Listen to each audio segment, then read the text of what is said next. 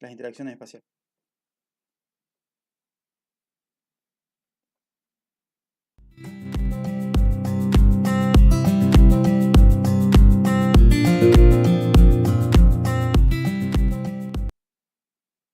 Bueno, habíamos visto que hay cosas que se pueden hacer a distintos niveles, a nivel local, regional o internacional, y por qué, digamos, vamos a ver ahora, pero decíamos, los ecoparques industriales en general se dan en en ese límite entre lo local y lo regional, porque muchas veces van a tener influencia también a nivel regional.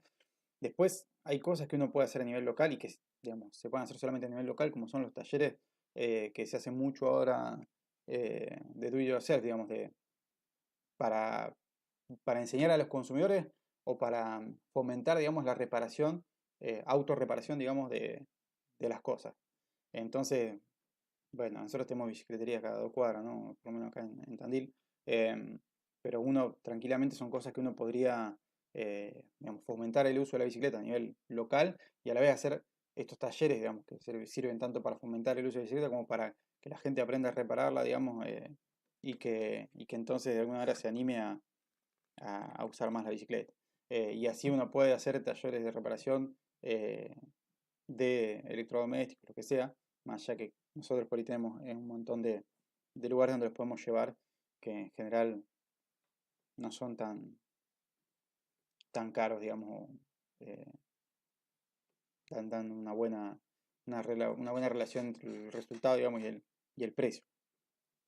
Pero bueno, así hay muchas cosas que se pueden hacer a nivel local y después otras que hay que pensarlas más a nivel regional, digamos, el tema de la economía colaborativa, digamos, o sea, hemos visto, el ejemplo de eh, los, eh, las páginas para compartir el tema de los autos, digamos, esas cosas que eh, obviamente tienen otro alcance, deberían tener otro alcance, pues están pensadas para eso, ¿no? Para una escala más regional. Después, ¿por qué decimos que tenemos que incluir al nivel internacional también? En realidad el reciclaje hoy nosotros lo pensamos acá en Argentina es muy a nivel local, es decir, nosotros acá mandamos, o sea, regional, lo mandamos a, a Buenos Aires, digamos, desde Tandil se manda, por ejemplo, a Buenos Aires, más allá de que se podrían hacer un montón de cosas acá. Em, pero lo cierto es que hay, con algunas corrientes, digamos, con el tema de los residuos electrónicos, cadenas que son mundiales, ¿sí?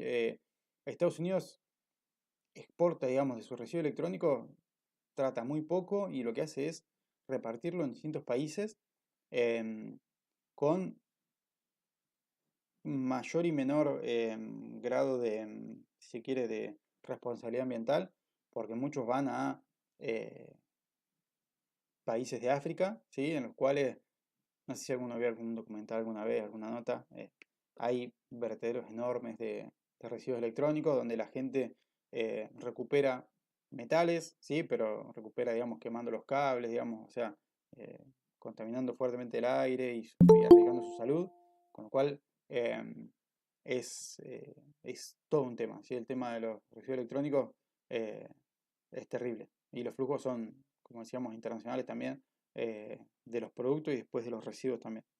Eh, entonces, pensar en una estrategia eh, de responsabilidad extendida, por ejemplo, del productor, precisa sí o sí que esto se trabaje de manera internacional. Por eso son tan importantes los organismos como Naciones Unidas, eh, los protocolos como el protocolo de Montreal, digamos, y todas esas instituciones internacionales que permiten trabajar esto.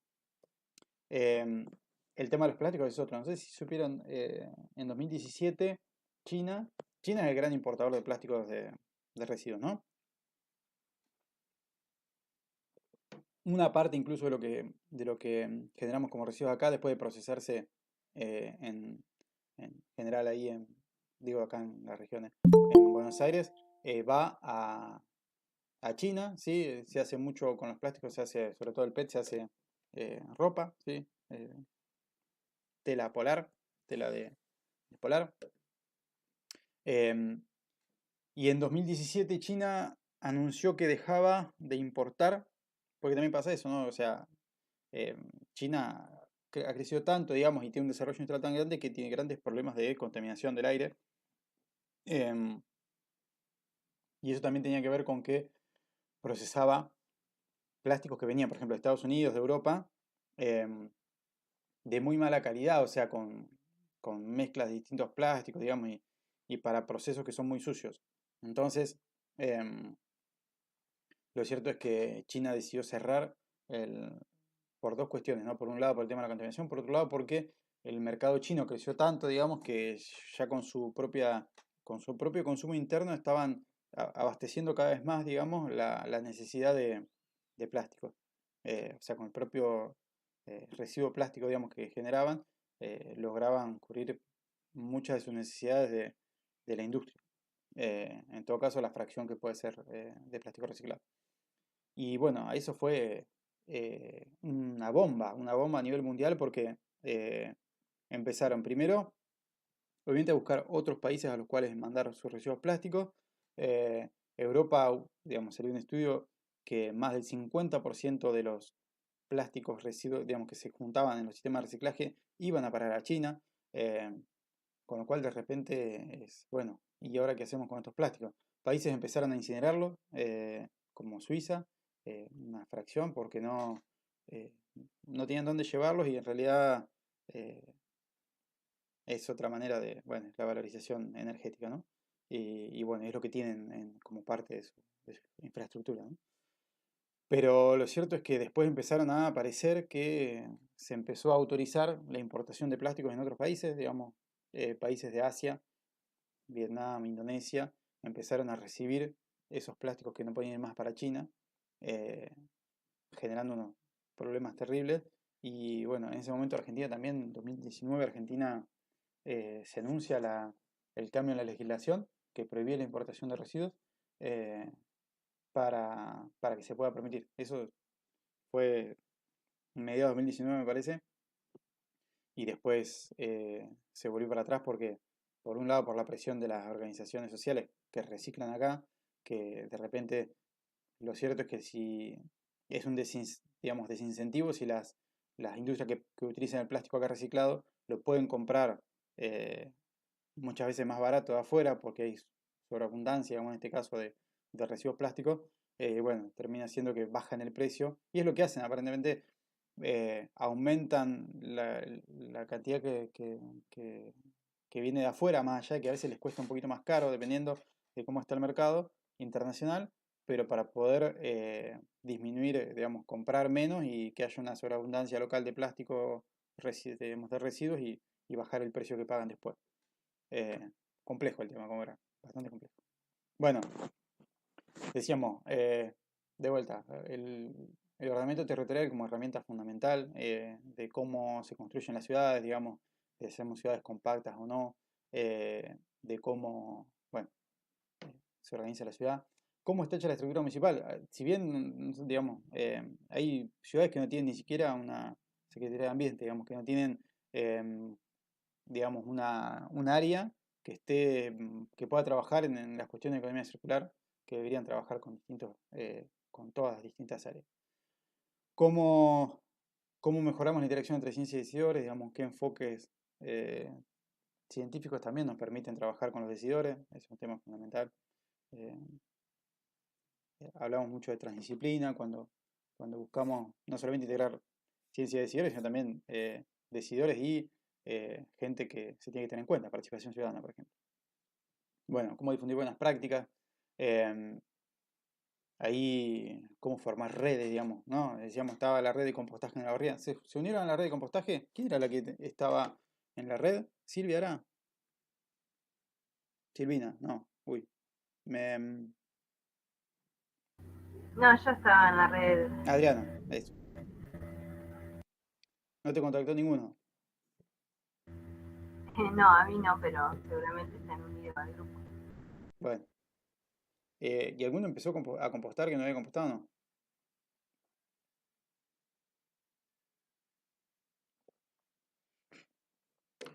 No, no, recién, por ejemplo, ayer vi igual el video que habías subido de tu Ah, compostaje sí. para ver más o menos cómo era y eso.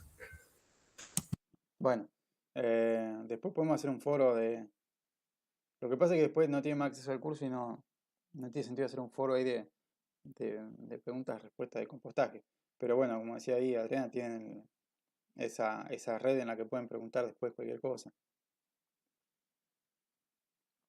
Pero es cuestión de arrancar y animarse. Si arranca ahora en invierno, encima no va a tener problemas de dolores, seguro, con lo cual es un buen momento para arrancar. Porque después cuando llegue el verano, que por ahí hay que ser más cuidadoso con, digamos, con la cantidad digamos, de productos más marrones que uno va agregando, digamos, de ramas y de hojas, para que haya un buen balance. Eh, una vez que uno entra en la dinámica de compostar, lo cierto es que es muy difícil que salga, porque volver a tirar residuo orgánico en la bolsa de basura es imposible. Va, no sé, pero si yo voy a tener algún problema que tengo que tirar algo a la bolsa, es como no lo hace, pero realmente con una fuerte contradicción adentro. Bueno, el tema de que, bueno, de que muchas veces digamos, podemos establecer estrategias que necesitan un control y ese control muchas veces falla, ¿sí? Con lo cual vamos a tener flujos ilegales de materiales que es difícil incluirlos. Y después les voy a dejar un videito de un ejemplo que uno puede considerar exitoso, digamos, o un ejemplo interesante, que es el de la ciudad de Ginebra, que hizo en 2001, empezó con el primer estudio de metabolismo urbano de de la provincia, sería, ¿no? Em, y a partir de ahí, digamos, introdujo primero que nada el concepto de ecología industrial en la legislación, em, con un artículo puntualmente que incluye, digamos, reconoce la importancia de los flujos físicos de materiales y determina que es importante para el cantón disminuir la dependencia de flujos externos para, digamos, disminuir también la vulnerabilidad ante los problemas de aprovisionamiento. A partir de ahí se hace ese estudio, digamos, para entender, digamos, cuáles son los flujos más importantes de materiales y a partir de ahí definen entonces distintas estrategias para mejorar y se trabaja, digamos, junto con las universidades para hacer nuevos estudios. Es un caso exitoso, yo se lo voy a dejar dentro de la solapa de intermedio, digamos, eh, para que lo vean después, ¿sí? Hoy vamos a avanzar con la nueva unidad.